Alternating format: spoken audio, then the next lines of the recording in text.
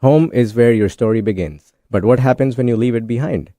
I'm your host, Aditya Mehta, and this is Diaspora, where each week we share inspiring stories of immigrants from the Indian subcontinent who left everything they knew and built something entirely new while still staying connected to their roots. Today is our 26th episode, which marks 6 months of creating this show week after week. So we wanted to do something a little bit different today. We're going to spend this hour reflecting on the show so far, talking about its evolution and highlighting key moments and conversations from the past 6 months. So my guest and co-host for today is our producer, Dr. J.D. Wyneken, who's had a front row seat to the show, quite literally, because he sits in the side studio watching each episode. And he steps in on breaks and gives us feedback. He's going to drive the conversation along with me today and get my inputs on all the things that we talked about earlier. So welcome to the show, J.D. Thank you very much. Very excited to be here. Congrats on 6 months. That's a big deal. Time flies, right? It does. But the show has grown so much in so many ways. So Congratulations to you. I know you're having a lot of fun with it. I'm certainly enjoying it every week that I come in. Yeah, I've seen people come up to me, and not unknown people, known people, and they say, I've been listening to your podcast. It's great. Because one of the things I was keen on is never to badger people to listen to the podcast, including my wife. Right. I don't say, hey, did you listen to the, did you hear this episode? I just put it out there and let people consume it. Well, that's my job, is to pester people to listen to your podcast. But it seems to be finding a natural flow to more and more listeners. And that's the best kind of show. I think. Yeah. And I'm really enjoying it for sure. In keeping with our tradition, I know you were born in Reno, Nevada. Yeah, I was. So you get to ask me that if Reno was an Indian city, what city would it be? Okay. So if Reno was an Indian city, what city would it be? Smaller town, kind of by the desert, a lot of natural beauty. I would compare it to a town called Jaisalmer in Rajasthan. Oh, okay. It's close to the Pakistan border, so it's deep into the Thar Desert in India. Okay. And a small town of 400,000 people and very beautiful desert. And they have a fort. It used to be a princely state. Okay. So I think that's what I would compare Reno to. That seems like a good comparison. I like how small towns have different definitions in the Indian context. So that's up in the northwestern part of the country, right? Yes. It's up near the Yes, in Rajasthan. Yeah. Got it. I got it. Okay. It was the last vacation I took before I moved to North America. Was there? Yeah. Is it a resort town? It's not a resort town, but there's a lot of history and culture there. Gotcha. You can ride camels in the desert. You can go to live in what used to be a palace, like a hotel. Oh, wow. They have a lot of these palace hotels there. Okay. Well, Reno bills itself as the biggest little city in the country, and it's in Nevada, so gambling is big, but it's got an old west kind of feel, or western expansion across through the deserts of Utah and Nevada to the Sierra Nevadas and into California. So, not far from Lake Tahoe. So I have no memory of it growing up because I moved from there when I was 9 months old, but I've been back a couple times since then, and it's pretty scenic. It's right there though, on the edge of the mountains and the desert though. So it sounds like a good comparison. All right. Okay, cool. I got to participate in something like a regular part of the show. That's pretty fun. Yeah. So thanks for that. All right. So I think for a 6-month episode, for kind of a retrospective, I think it'd be good to start with where this idea came from for you, because for me to produce it was a no-brainer, as we say. Yeah. But you had the idea. So tell everybody about where this idea for this show came from. Yeah. When I was running my new immigrant platform in Canada called Diasporaa, I had a podcast as part of the marketing content strategy. This was COVID. I had no experience in podcasting. There was no ChatGPT at the time to help me design a show. So I did 8 amateurish episodes and then joined the podcast graveyard. But I always wanted to do something on those lines once again. And when I resurrected it, I wanted it to firstly talk about immigrant stories. I think it's a very important time to be talking about how immigrants add so much value, do so many interesting things, and also are frankly not that different from everyday Americans. Absolutely. And how there's so many things that are shared and in common versus different. I also wanted to, create some social impact, both for second generation Indians to see what kind of challenges their first generation has gone through so that they can have a good life here. It's also a creative outlet and a way of leaving a legacy behind of something that will continue to exist after I'm gone. So well, and it makes sense knowing you the way I do, having known you on the outside of this as your friend. yeah, I know those are all things that are important to you because you've been over here for a really long time. yeah, 10 years total, more than 10 years now. Okay. Yeah. Okay. Does that include your time in college down Yeah. in Texas? Yeah, Okay. 4 years then, and then 4 years in Vancouver, and then now 3.5 in Seattle. Right. Right. And I mean, that's a long period of time, Yeah, right, to be here. Yeah. And so, and in the meantime, you've adopted on some American style loves like college football. boats, barbecue, and baseball. Boats, barbecue. That's really good. That's really good. And of course, the first true love of anything American was college football. Yeah, yes, certainly, particularly if you went to school in Texas. Yeah. That's absolutely true. I know that, and I think that's why I was so interested in producing the show, and it's been really rewarding from my standpoint because it's done all of those things, Yeah. right? It's done all of those. For me, and I think listeners should know this, yes, I'm here every week to, sit in the other studio and listen and help facilitate with your guests and things like that to give feedback in real time, between recording parts. But really the number one reason, really quickly, I ended up still coming back wasn't because you needed any help. It was because of how much I was learning Yeah, in the very way that you intended this to be. yeah, I was learning, and I got to watch your guests and experience your listeners getting all of those things over the last 6 months. So Yeah. you've really accomplished what you set out to achieve, I think. Do you think that you've done that so far? yeah. I do think I've met those goals. I also think this is still the beginning. Mhm. There's lots of interesting people left to interview. Maybe have people coming in who Mhm. have a bigger impact around the world in what they do. I've known most of my guests personally, and of course they have great stories. Mhm. Not to discount that, but I would definitely want to have people who have inspired a broader audience Mhm. and have them come on the show. I was nervous about myself as an interviewer Hmm. as to how I would do, and I see my early episodes. I've definitely become more naturally flowing since then. But what would you think my interviewer journey has been? I think it's been one of recognizable growth every week. I think you're at a point now where you're a lot more comfortable. You're very comfortable with what you're doing. You have a Right. set kind of approach that you want to take. Having done this with my own podcast and with other ones, one of the things I think is universal across the board for hosts is they have to be able to both go where it is they want to go Mm-hmm. and make sure they're adjusting to the needs, the comfort level, Yeah. the points their guests are making, right? So you have to be creative on the spot, but you also have to be prepared. Right. You've always been really good at having the prepared part going, and Yeah. then the adjusting, as you might remember, I told you before you started, you're just going to have to learn Right. as you go. And you've gotten really good at that. In fact, because I see the notes of where you want to go for the show, I can tell when you're making moving something from one spot to another, or Right. making the executive decision to follow down a certain track Yeah. with your guests that you just weren't expecting. Yeah. And that's a really great thing to be able to do. And there's not always one right way to do it. Sure. You follow that down.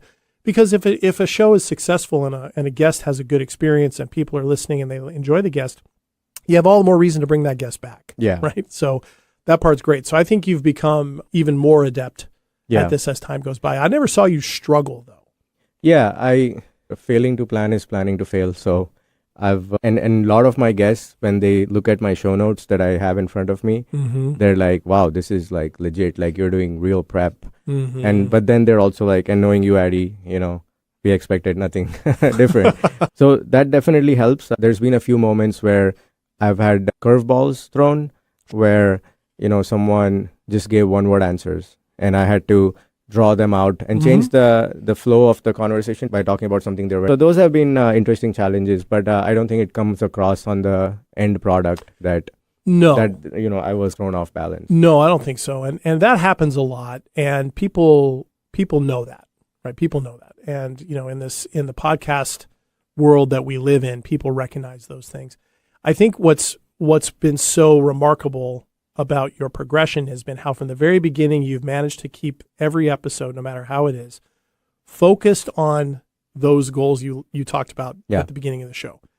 And keeping that in mind as you are going about an episode requires some kind of adept movement intellectually and kind of emotionally because it's so important to stay present, which you do. Yeah. And you also have to be aware that you're listening for the listener. Yes. Right? Because you're in the spot of the listener. Yeah. Right? You're asking those questions, and you want to be thinking about what a listener would be asking as well. And I think that you've done a great job of doing that. And I think since the very beginning, you've done a nice job of that. I think if anything, you're more used to it now than you were. So it feels less challenging is my sense. It feels less challenging now than it did. The active listening part was really hard. That's naturally, I'm not a good listener, but it has actually helped me do a better job listening in other parts of my life too. I would say probably that remark about not being a good listener, that's probably your own perception of that. Okay. I think you're actually a better listener than you give yourself credit for. Okay. Good to know. Yep. Okay. So with that in mind, like with your guests, what's the experience been like for you, and do you think for them in terms of how they felt coming in? How did they feel in the process? How did they feel afterwards? What's been your experience there? Yeah, most guests who have done podcasts too are used to doing podcasts in their area of expertise. Mm-hmm. So we had Mr. Khaja Ahmed. He's a cybersecurity expert. Right. He's done lots of cybersecurity podcasts. One thing that has been very interesting for my guests, in my opinion, is that we talk about society and culture and their roots and where they come from. So it has made guests recall memories from their childhood, which they had not talked about for forever. Mm-hmm. It has made guests nostalgic. It has also made guests feel more strongly about where they come from and their identity. Mm-hmm. And they are, the common theme, like I said earlier, was that this is a legit setup. We're in a studio. Right. We have these notes here. They get this briefing form in advance. They get like this template to share on social media. So they're impressed by how of a well-rounded outfit it is. And then they're impressed in, I guess, my ability to draw out things that they hadn't thought about for so long. Right. So. Well, and I think that was an interesting common thread that I noticed from the other studio is sometimes I think not being fully aware they were going to be talking so much about themselves, right? Rather than an expertise point of view or, and there's so many podcasts that do that. And of course that can be great, right? Having people talk about their area of expertise. It's something that they're obviously experts in. People that are interested in that, maybe other experts or amateurs are interested in that. However, the podcasts that really, I think, resonate, and recent research shows this actually, are the ones that are conversational and get beyond just the expertise, get beyond just the quote unquote, the interview. I think the strongest part of this show is you end up having conversations, right? Yeah. I mean, we can say they're interviewees, right? And you're the interviewer, but it's a conversation, which I think is a lot more engaging, a lot more interesting. And I think the response you've been getting to the show has to do with the fact that it's so well done conversationally. Right. Rather than in a quote unquote interview style. Yeah. Yeah, that makes sense. Yeah. And with that, connected to that, like, with guests that you've known well, you mentioned that you know a lot of them. Yeah. What's it been like in terms of learning new things about them, literally on the spot in the middle of the show? I've learned things about guests who I've known for most of my life. There have been guests who I've known them all of their lives, like my cousin Namit, and he gave me some insights on the type of work he does, and I never knew that. A close friend of my, Vikram, his dad worked in Iran. I didn't know that. Someone who I like, the chef, Karan Suri, he lived in Assam when he was growing up, which is remote part of the country. Right. I didn't know that. So I've discovered things in the interviews from people who I thought I knew extremely well. I guess that's a testament to the show that they feel comfortable enough to share something like that to random listeners. Yeah. Right. Yeah. So, and I think it's testament not only to your relationship with them, but again, that preparation, right? Yeah. With all of that. Yeah, that can be a challenge though, as an interviewer, to hear something you weren't expecting. Now, I know you don't make sure that the conversation is scripted, right? It's not a scripted conversation. No. So that's to be expected, but that can be a challenge when something, something jumps up. It's been mostly pleasant. So it's nothing like, that girl who broke up with you, that was me. She broke up with it was nothing crazy like that. Nothing crazy, yeah. So one question I asked my guests who know me well is their first impressions of me. So what was your first impression of me in that Starbucks in Issaquah, where we met for the BNI interview? Right. Yeah, just to set the stage, you'd applied to join a networking group that we're a part of, and I was on the committee that did the interviews. Yeah. And we were meeting at a Starbucks. I arrived. I did not have a sense of what you looked like. I think that had me not looking at your LinkedIn profile just yet. So I came in and it was pretty crowded, as I remember, and there were some open tables, pretty big Starbucks actually. Yeah. And so I came in, I sat down at a table, and you're going to remember this better than me, but we had an exchange, like, you'd said, I'm here at such and such a spot. And I realized just by looking around really quickly who was on their phone, that you were literally right next to me. Yeah. And so I got up, sat down at the table, and I said, here I am. There was something like that. Yeah, you said, I'm on my way. Okay. And then you got up from your table and sat in that table next to you. Hello. Yeah. All right. My first impression of you actually turned out to be really accurate on who you are. Very organized, very prepared, very friendly, a sense of humor that snuck up on me because you have a very deadpan sense of humor. Yep. And it comes out of nowhere at no predictable time. Yep. And not around predictable subjects. It can come from anywhere.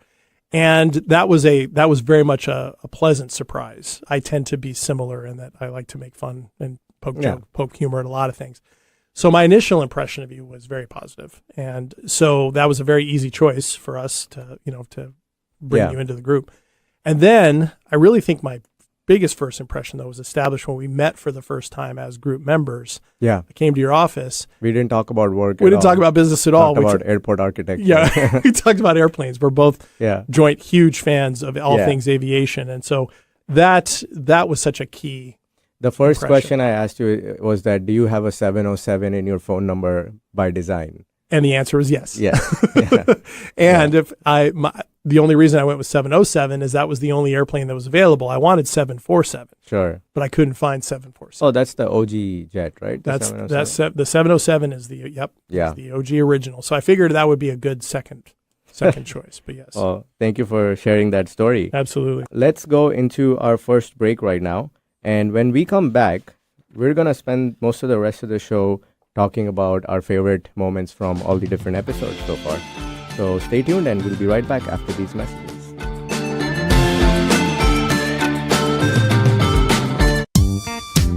When I smoke weed, I get lost in the music.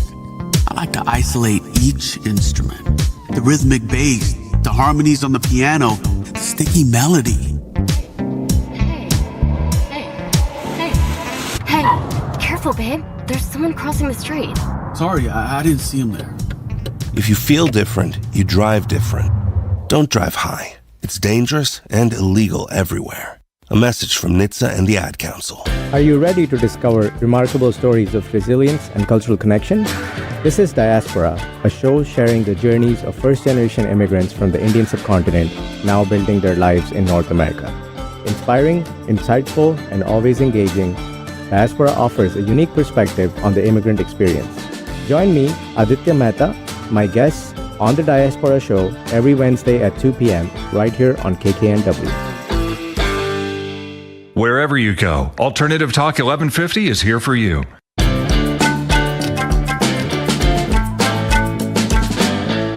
Welcome back to a very special episode of Diasporaa on KKNW, where we share interesting stories of first-generation immigrants from the Indian subcontinent. We're doing a 6-month recap today and talking to our producer, Dr. J.D. Wyneken. Before we get back to talking to J.D., I want to take a moment to remind you to subscribe to our channel on YouTube. You can find all our episodes in video form there. So, J.D. is now going to ask me about some favorite moments from the show. Yeah, there's plenty, I'm sure. And so kind of sorting these down, I'm sure will be a bit of a challenge in its own right. Yeah. As you said at the top of the show, I've been on board for pretty much every episode you've recorded. I think I've missed a few here and there. Yeah. But for the most part, I've been literally right next door watching. And so I have a sense of where some of these might go, but you have a lot to choose from. So I'm sure kind of filtering this down is just going to be a small sample. I mean, there's plenty of examples we could draw from because I know you've been really pleased with the conversations, and I think the listenership proves that. All right, so let's talk about some different ones. What are some ones when they come to mind, you just look back and they were funny, just really funny moments? I think the one that comes to mind the first was our very first episode with Juhi. Mm-hmm. She's a very outdoorsy person, and I was joking about doing this really tough hike when she was pregnant. Mm-hmm. Let's take a quick look at that snippet. Yeah. Speaking of baby, I've heard rumors that you did the grouse grind, which is the toughest hike in Vancouver. It climbs 800 meters in like 3 kilometers while you were 9 months pregnant. And part 2, after doing it, you didn't enjoy it that much. You went for another hike just for fun. Is that true? It's not 100% true because I did it when I was 8 months pregnant, not 9 months pregnant. That is so much easier. As a guy who's obviously never been pregnant, that makes total sense. Oh, man. I love how she just said, well, no, it wasn't 9 months. Yeah. It was 8 months. Yeah. I did this grueling hike. Yeah. And I mean, that's 2,400 feet in 2 miles, something like that. Yeah. I mean, it's a staircase. It's not a hike. Absolutely. Yeah. I just love how that was the caveat. She wanted to make sure it was there. Yeah. She kind of undersold because the rest of the answer would have been, yes, that's true. Yeah. Yeah. Yeah. That's hilarious. And in the very first episode, I remember that being a really funny moment. Okay. So that's a good one. What's another one that comes to mind? Not so much funny, but witty, I would say, was our friend Shashank talking about, he has a lot of one-liners in his episode. Mm-hmm. And so I asked him about people being friendly and, being able to make friends in a small place like Sudbury, Ontario. Oh, yeah, because it's a pretty rural area where he lives. Yeah, not super diverse, right? Mm-hmm. People there may not be used to, immigrants settling there. Mm-hmm. And he had some really good one-liners about the place. So let's take a look at that one. So have you made any like really close friends in the past 2 or 3 years?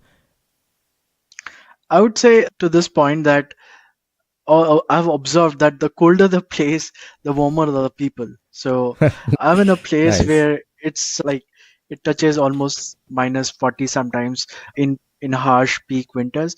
But then when I joined my current entity, that's Knockout, I mean, people gave so much warmth. Like in the I would say, first week itself, I had mittens for my kids. I had a home-made cake for my family, Wow. and they helped me get my first car here and get me my first home as a tenant. I love that. The colder the place, the warmer the person. I really like that comment a lot. Although if people listening to this are in hot climates, that doesn't necessarily mean that you're not colder. warm. You're not warm. Yeah. But nevertheless, I love that. And talk about one of those moments that I can relate to as a non-Indian listener. Yeah. I've lived next door to the Canadians my whole life. Yes. Right? Literally and figuratively. And it's really fun to sometimes, go back and forth with the differences and the similarities. Yeah. I remember being in Toronto with a good friend of mine one time, and we couldn't figure out something was wrong in this big city. We couldn't figure it out. It took us about an hour to figure out nobody was honking their horn. Yeah. We're like, wow, Yep. Canadians are that polite that they're not honking in the middle Yeah. of what is essentially Big city. their New York City, Yeah. right? I mean, it's amazing. So I remember chuckling a lot at those one-liners because you can Yeah. tell in that episode, they're so good-natured and he has such a deep appreciation for Yeah. the kindness of where he lives because he understands that's a big deal. When you are from literally the other side of the world to be greeted like that in a rural area means a lot. Yeah, Yeah. absolutely. Yeah. Some other ones that kind of... A funny one was, I'm a South Bombay kid, and whenever we go through our first world problems, we tend to go to Goa, which is a beach town, to chill. And I was talking to our friend Vibhu Pasi of the real estate broker, and he had a very similar story. And so it was interesting to discover that. Let's take a quick look at that one. I'm just another 20-some-old trying to start Yeah. a startup in Delhi, and I think I'm being a little too naive. So I pulled the plug on that plan 3 months later and went to Goa. I was like, I'm just going to sit in Goa and figure out what I'm going to do. You know what? I went back to India. I did a bunch of startup ideas. I evaluated them. 4 or 5 months, I concluded that I don't think this is for me, and I went to Goa. Yeah, it's funny. We have a lot of commonalities in our journey. I find that one so good too. I mean, I'm just envisioning you like going off to Goa to kind of reestablish or reevaluate yourself. I mean, that's such a universal thing too, right? Yeah. I mean, I spent a lot of time in my life down in Southern California, and I remember people doing the same thing, right? Yeah. Going, you mentioned first world problems. Something doesn't go well, go to Malibu or go down to Rosarita Beach in Mexico and kind of figure out what you're doing next, you know, that kind of thing. I love that. Interestingly enough, that's a place I've always wanted to go. Well, I shouldn't say always. Ever since I saw the Born Supremacy movie. And there's a scene that takes place at the beginning of that is in Goa. Oh, yeah. I really wanted to go there. The beach looks amazing. It's a Portuguese colony which joined India much later than independence. Right. So it retained a lot of its Portuguese character. It's a very unique place in the world. Yeah, I'd really like to go there. All right. Well, I know there's other types of episodes that, besides funny ones. I remember several where I could sort of see from the other side of the glass that you were kind of moved or kind of brought to like, wow, like moments of something awe-inspiring. Yeah. What about episodes like that? What are the ones that come to mind? The conversation with Somnil Das was exceptional when he described his time in Siachen, which is a glacier and probably the world's highest battlefield. And this is a bit of a longer clip, but I promise it's worth the listen. So let's take a quick look at that one. I think some of the corporates have also borrowed, like if you're going to a supporting kind of a department, you need to first go to the field and see how things are there, right, in operations. So we had to compulsory go to the field, and my first posting was in in Siachen Glacier. Wow. So one of the highest battlefields in the world, people say. And I lived there for almost I climbed the glacier a couple of times because of different reasons. Like we had a lot of weather casualties. There was a war which was taking place every day. There was bombing and shelling and things are going on around. Yeah. But it was I was 22 and pretty exciting time of my life. And say I did this, done that, and saw things very closely. A lot of maturity happened in my life very early because of all these experiences, I can say. Yeah. So for our listeners, Siachen is a glacier which is it's sort of an intersection where the Indian part of Kashmir and the Pakistan occupied Kashmir and the Chinese occupied Kashmir that they claim, they all meet at Siachen, right? And so it's a perennial flashpoint, and it's one of the most, not just the highest battlefield, but one of the most challenging environments that you could be posted at, let alone be actively engaged in a war at. So how long did you spend in Siachen? So initially I was managing a forward post for almost 4 months, right? You're supposed to stay not more than 3 months at a stretch because of the weather. The weather is very harsh. You were staying at an altitude which is almost 18, 19, 20,000 feet sometimes, right? Wow. And the oxygen is very rarefied. I'll give you one example. If you want to tie up your shoelaces, you will feel breathless. It's that less oxygen, and your body needs to acclimatize. So that's why. But we had some weather issues because of which we couldn't move out. So initially I stayed for 4 months, and then again I climbed the glacier. This time I managed the logistic base for another 3 months. And then the third time I climbed glacier with 2 journalists who were visiting from the United States. They were part of Outside Magazine. Actually, they interviewed me. It's there in the February 2002 issue of Outside Magazine. And I climbed with them again and went to the forward logistic base, and then we came back. So you just cannot fly into a glacier, right? Because of the high altitude, you need to, every 1,000 feet you gain, you have to acclimatize for a couple of days. Otherwise, you try to develop pulmonary edema or cerebral edema, which is very fatal. So that's why people have to walk, and it's a very lengthy process. It takes for 12 days, 14 days, 15 days. It took me 21 days to reach my forward post when I started climbing for the first time. Wow. So I started from 12,000 feet, and then we went up to almost 20,000. Wow. In 21 days, yeah.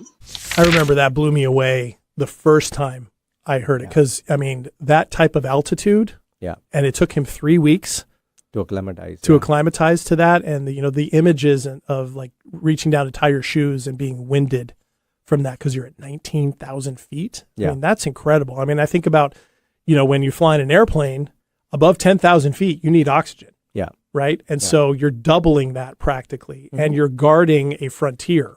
Right, a contested frontier in the middle of the highest mountain range on the planet. Yeah. That's incredible to me. I remember that was just a riveting story. He had a lot of really interesting stories in that episode. Yeah. All right. So that one, in terms of that, was it the same for you? That was the awe of it, was that you had to do it that way, or? Yeah. And also in India, it's a common statement, that our soldiers are up in Siachen fighting for us. So you hear Siachen a lot. Okay. But I've never met anyone who's actually been there. Oh, okay. So that's why it was so fascinating for me. Got it. So it made something that you've heard for a long time really real in a visceral way. Okay. All right. Any other ones? Awe-inspiring. Yeah, Priyanka Desai's story on how she made the show called Not Your Butter Chicken. Oh, yeah. That was a really good one, especially let's first watch it and then we'll talk about it. Sure. And then I put together the show, and I really wanted to make a show that puts South Asians, Indians in a light that is beyond the food or beyond butter chicken. So that's where the idea came from. Yeah. I really wanted it to be like, it was just my way of saying we are more than our food. Yes. We are more than butter chicken. Like, I've always talked about this in all my interviews for Not Your Butter Chicken, is like, how is the entire subcontinent's lived experience, history, culture is reduced to this one little greasy dish, butter chicken. Right. And that's exactly what I wanted to challenge. And that's how Not Your Butter Chicken came about. Oh man, a lot of things come up for me in that, but what comes up for you in that? The way she described, that unfortunately, the whole shared experience of an entire civilization is boiled down to this greasy dish. Yeah. And I thought that was a really strong mission to go on. And I really appreciate how she has come from a different country into an industry where you don't usually see Indian people, and established herself to the point of becoming a director of a show and producer of other shows and doing something that ties back to our culture. I think that's a huge win. Absolutely. For me, it encapsulates one of the greatest things I think about the show in general, and that is that I have learned as a non-Indian listener, which is an audience that we're looking to reach with this, to kind of see those common bonds. I have learned so much about how varied and diverse and unique each different state and area of India is. You've had guests compare it to all different types of models that are more familiar to a Westerner like me, like looking at it more as Europe. Yes. Right? Some commonalities, but differences in language, differences in culture, not always liking one another, right? That type of thing. Very different cuisines, right? It's something that in the Western context, I'm very used to. I know that Italian food, German food, French food, and British food are all pretty different. Yeah. I can tell you why.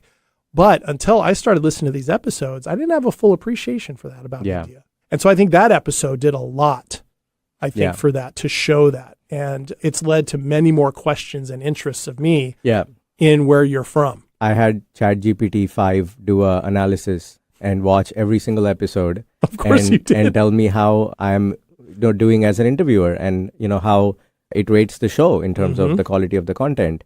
And then I asked her to choose a favorite episode, and it chose Priyanka's episode as the favorite one. I bet. With a very thoughtful, long explanation as to why it was. So. Yeah, that was a really good one. I think that encapsulated so much of what the show is about in one episode. Okay. Yeah. Let's, really good. Yeah, let's go into another break. And then when we come back, we'll continue talking about some more of these favorite episodes. I'm really enjoying this conversation. Yeah, this is fun. All right. Stay tuned, and we'll be back after these messages. Talking about guns with others might not always feel comfortable, but it could save a life. Here's a way to start a conversation. Your family is going over to your neighbor's home for dinner for the first time. How would you ask if there are any unlocked guns in the home? Hey, we're so excited for tonight. Before we come over, though, may I ask if there are any unlocked guns in your home? Our guns are stored securely, locked in a safe that the kids can't access. Awesome. Learn how to have the conversation at agreetoagree.org. Brought to you by the Ad Council. Hello, I'm Chris Erdman. Every Wednesday at 8 a.m. on KKNW, I sit down with inspiring entrepreneurs, creative minds, and game changers to uncover the real stories behind their business. On my show, Made of More, we explore the challenges that they've overcome, the breakthroughs that they've celebrated, and the mindset that drives them forward. If you're ready to unlock your full entrepreneurial potential, Made of More is the show for you, because here we know you are made of more. Every Wednesday at 8 a.m. on KKNW. Get your daily dose of variety. Alternative Talk 1150.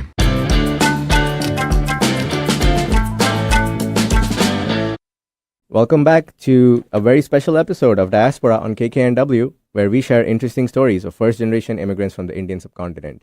I'm your host, Aditya Mehta, and we're doing a 6-month recap and talking to our producer, Dr. J.D. Wyneken. Before we jump back into the conversation, if you like listening to our show, please consider following us on Instagram or leaving us a 5-star review wherever you listen to your podcast. We recently got our first 5-star review, by the way. Really? Yeah. And it wasn't somebody I know. So there we go. Yeah. That's always good. It's always a good moment. Yeah. So let's get back to talking about favorite clips. Absolutely. We've covered a lot of categories so far. I think one we haven't looked at are the ones that, again, I've seen many examples of, that surprised you with their emotional weight or meaning. Yeah. What are some of those that come to mind? Yeah, there's two that come to mind. The first one was with our friend Ranil Herat. He was talking about mango memories, and it was something that transcended his and my childhood, though we are from different countries. So let's take a quick look at that one. The school I went to, Trinity in Kandy, when you leave, there's a guy who cuts raw mangoes and puts chili powder and salt and sell it to you for a couple of rupees. Oh, yeah. So you want to eat that. So that's something the mango guy outside the school get. Yeah, we had that one outside our school too. You did? Wow. Yeah. Okay. Yeah, we had, so my school is right next to a place called the August Kranti Maidan, which is a big playing field. That's where the Quit India movement started in 1942. It was launched from there by the Indian National Congress. So our school is smack next to it. It's a Gandhian values school. Now it's become one of these international schools. But so you'll go into this Maidan, huge, 20 different cricket matches going on in parallel, right? So if you're standing at the cover position for your pitch, you're actually in the way of someone else's pitch because it's so close to each other. And then we had 2 rupee pocket money, and we would use that to eat these. That guy's name was Balu. I still remember. Really? Yeah, you kind of unlocked a very core childhood memory for me as well. It truly is. It might be my favorite segment. When Mango Memories comes up, I'm always locked in on that, because that does seem to be one that is universal. Yeah. Among a very diverse country, but that seems to be a very common one. Yeah, and he's not even from the same country. Right, exactly. Yeah, I remember experiencing that episode, listening to you guys talk about it. I could tell both of you were taken back in time that moment. I think it really sees it. And I would encourage anybody who either hasn't seen or listened to the episode yet, or just listened to the episode, to go watch the video. Yes. Because you can see it. Yeah. You can see the reaction in that, and the connection you guys had with that. It was really cool. And the other one was my friend Aditi Shah. I was in elementary school with her, and I had not spoken to her, even in school for that matter. So, so technically I know her for 30 years, but we've never really spoken. And I asked her to describe our school, and that got me very, very nostalgic. So let's take a look at that one too. So tell us more about New Era, the school, and what its legacy is, because I don't think most people, even in Bombay, know about the school and its history. Yeah, it is interesting. And this is kind of like a hindsight vision, right? When you're in school, you don't realize these things. Yeah. So the school was set up in 1927 when India was still under British rule, right? Yeah. So the founders were driven by this sense of national pride and wanted to create a co-educational, child-centric school. Something radical for the time. And they were inspired by Gandhian secular nationalism, Rabindranath Tagore, the Nobel laureate's holistic philosophy that he used to set up Shantiniketan, and Maria Montessori's progressive education model. This mix, I believe, gave the school grounding, right? Yeah. Intellectually open, culturally rooted, and quietly rebellious in the best way possible, right? Yeah. And of course, like over the years, school changed, the crowd changed, but the reality is that it was popular at the time to go to a convent school. But my parents felt that it was important for the kids to learn the mother tongue, and its rich legacy and history was important, right? And even in modern day, if you think about it, its inclusivity was unique. Do you remember on Fridays we had Sarva Dharma Prarthana? Yes. That was like all prayer for all religion religions, prayer. right? We had Islamic prayer, we had Catholic prayer, we had Zoroastrian, because our principal was Parsi. Yes. So I thought that was pretty cool, even though we were in a homogenous environment, right? With like similar demographics, South Bombay. Yeah. But I thought that was unique. You're quite a wordsmith, Aditi, because quietly rebellious. Like, I never thought of New Era as that, and it's actually making me very nostalgic about school. and making me miss school. You know, it's a time of your life, and people always say, oh, school days were the best days. And I was like, no, I had way more fun in college. But like now just listening to you, it was a special place for sure. Man, Addie, I can tell her description of the school really moved you. Yeah. You know, and it caught me. It's like, wow, that was such an impressive description of that. And I had no idea, right, that such an important movement in India's history began. Yeah. Right, just across the street. And, you know, to me, that was a fascinating part of it. The historian in me loved that part. Yeah. Right. But talk about another moment where I saw two people really connect over something that was shared. Yeah. You guys had that moment. And I could see you trying to hold it together. You're actually trying to hold it together right now. A little bit, yeah. Yeah, because I thought it was profound what you said. You know, you think about college, you think about those things. But having somebody else reflect that back, something to us, where we look back on something that maybe we've either minimized or we've never really gone back and paid attention to, can be really powerful in the moment. So I can tell that stuck with you too since then. Yeah, definitely did. Yeah, man, that's amazing. Another category, if you will. You know, I've learned a lot about India, as I mentioned before, from listening to this show. Yeah. There have to be moments where you learn something about where you're from that you didn't know about. Oh, yeah, for sure. One that comes to mind is Karishma Wadhwani, the career coach, talking about the Sindhi community. You know, they're known as a community without a land because all of the Sindh province went to the Pakistan side during partition. And she gave a very interesting description of how that has shaped the mindset of the Sindhi community. So let's take a look at that one. So tell us more about the Sindhi diaspora all around the world and what were the impacts of that, the whole partition and not having a home state. So firstly, I genuinely believe that Sindhis are a very resilient population. And primarily it's, I think, because we are education focused and business focused. Yeah. And very circumstances focused in the sense that we like to not be the victim, but the warrior in the circumstance. And whatever happened during the partition, like I can tell you the story of my grandparents. Both sides, so my paternal and my maternal grandfather, both actually knew each other. They lived in the same city in Hyderabad, Sindh, which was at the time India, but on the Pakistan side, as we know right now. And they were all, primarily Sindhis are known for either being educated, working in like government sector or business. Like these three things we have received from our ancestors. And because they're street smart, they've been able to build wealth and like that kind of family setting. Now, both grandparents were doing really well in their individual lives and families back then. And then literally overnight, they became refugees in their own country to save their life, to save their family, and to just live in a manner that seemed authentic to them at the time. And the unfortunate part for, I think, Sindhis is we don't have that land state, like everything was left behind. The challenges that come with it is there is no visual association to where we belong necessarily. But that's where I think Sindhis nailed it. They're like, you didn't give us the state, we'll conquer the world. Right. Because, I mean, I've traveled a lot. And I remember I was on the southernmost tip of New Zealand, very close to Antarctica. And I still found a Sindhi there. And was it Fox Glacier? Because that's where I found a Sindhi too. Yes. Maybe we found the same Sindhi. Who knows? Yeah. Man, I love that clip too. You can see and hear, right, in her voice and in her demeanor, the visceralness, connectedness of how she feels about that. And it's such an important part of that. Now, what about that did you not really know? Of, not having a land you can call your own, how that makes you more tenacious and how that, all the different ways in which that impacts you. Because land is a great tool to build generational wealth.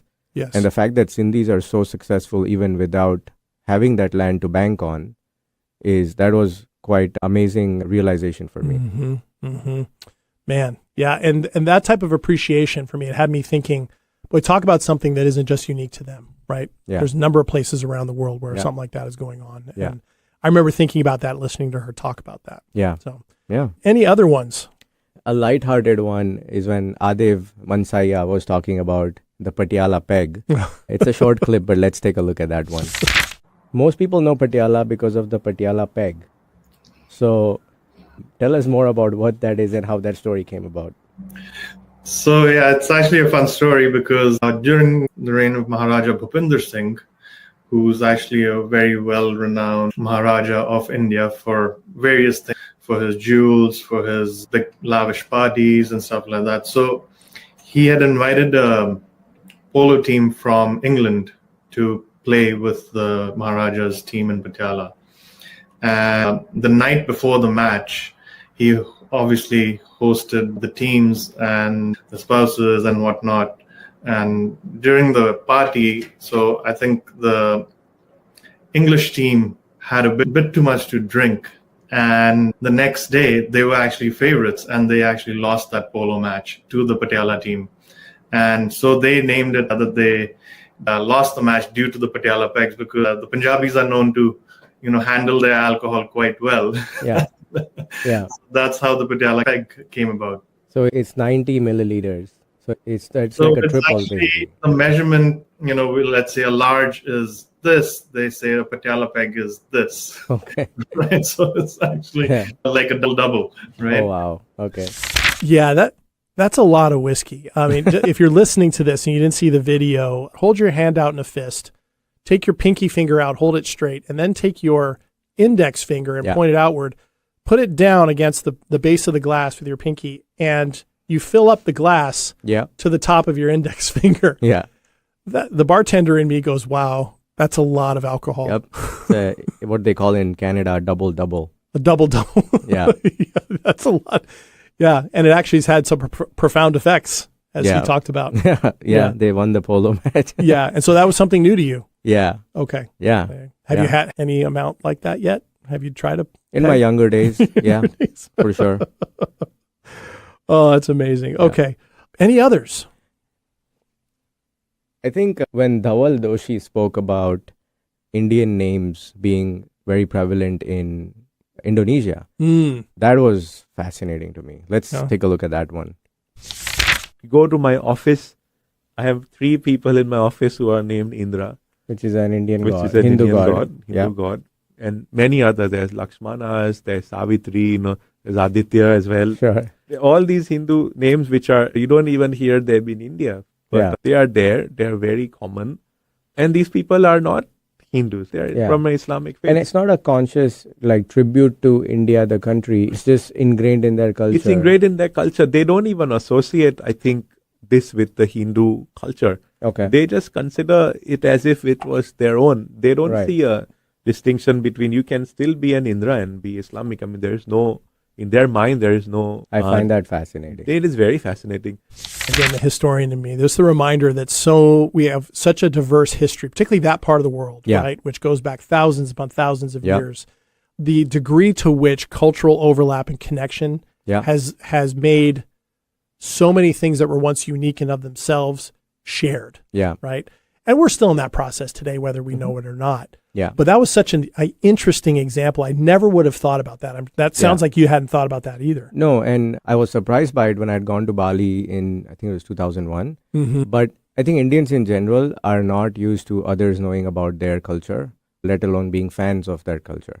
Because the Indian stereotypes are Indian food, yoga, tech, right? Mm-hmm. You mentioned the other day when you offered a customer in your restaurant a water without ice, and the Indians were surprised. Mm-hmm. But so, it's it was on similar lines for me, like, oh, you know something about my culture. And not just a Westerner, but someone like Indonesia. It's like, do you know the names of our gods? Wow, that's amazing. Mm-hmm. That was kind of my learning in that conversation. Okay, with that, I know that can happen for a host is when, as you called it earlier, a curveball. Right, with great baseball analogy, by the way. In cricket, we would call it a bouncer. A bouncer. Okay, so how about a bouncer? Did you have a bouncer moment that stands out to you? Yeah, our guest, Divya Dias, made the trip down from Vancouver, and I asked her how was the border crossing. And, usually people will be like, oh, there's traffic, and since this trade war, it's quiet.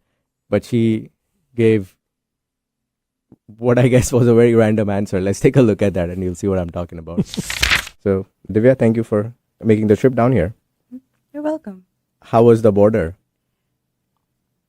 So I've started a new experiment where I try to make men touch pink things because I think touching pink softens you up. And I have this little Powerpuff pouch, like Powerpuff Girls, that's pink and glittery. And I put it in the baggage conveyance. And while taking out the other bags and stuff, like he also took that out. And I could see him, like, for that moment, he softened up a little. He gave me a smile. Interesting. There was another man on the bus who wanted a pen. And I gave him a pink pen to fill the border form with. And when he did that, I could see him also smile. His demeanor went from, hey, you, to, hello. Sure. And so I'm currently running the pink experiment. I totally expected that response from you. I knew it was not going to be the queue was short. I love your thought process. You always have very unique perspectives on things. So good. You're right. It actually answered the question, right? I mean, she was answering it. Yes. How was it?